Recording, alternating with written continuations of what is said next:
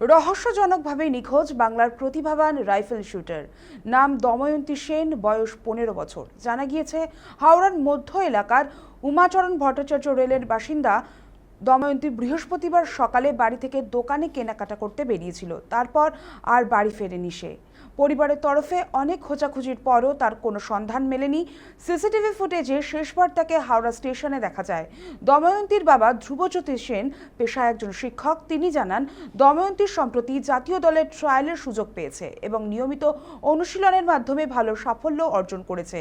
ঘটনার আগের রাতে সে যথারীতি তাড়াতাড়ি ঘুমিয়ে পড়েছিল। পরিবারের দাবি, কোনো পারিবারিক অশান্তি বা মানসিক চাপের ঘটনাও ছিল না। এমনকি দময়ন্তীর মোবাইল ফোনটিও বাড়িতেই ছিল। তাই হঠাৎ কী কারণে সে নিখোঁজ হলো তা নিয়ে ধোঁয়াশা তৈরি হয়েছে। ঘটনার পর হাওড়া থানায় নিখোঁজ ডায়েরি দায়ের করেছে পরিবার। পাশাপাশি সমাজ মাধ্যমে দময়ন্তীর নিখোঁজ হওয়ার খবর ছড়িয়ে দিয়ে সাধারণ মানুষের কাছে সাহায্যের আবেদন জানানো হয়েছে। পুলিশ গুরুত্ব সহকারে ঘটনার তদন্ত শুরু করেছে এবং দময়ন্তীর খোঁজ চালানো হচ্ছে।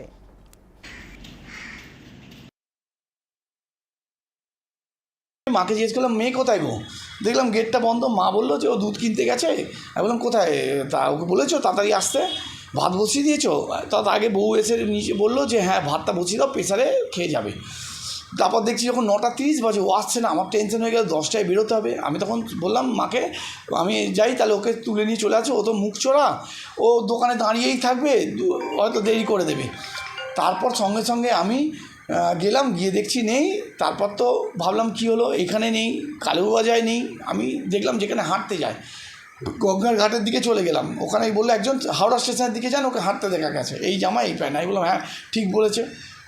তারপর গিয়ে দেখছি যখন অনেকটা লেট হচ্ছে, 9:50, 10:15, তখন আমি সিপি সাহেবের মাধ্যমে বলরাম দা ফোন করে দেওয়াতে আমি সিসিটিভি ফুটেজগুলো দেখছি যে হাওড়া স্টেশনে ঢুকলো, গট গট গট গট করে এগোচ্ছে।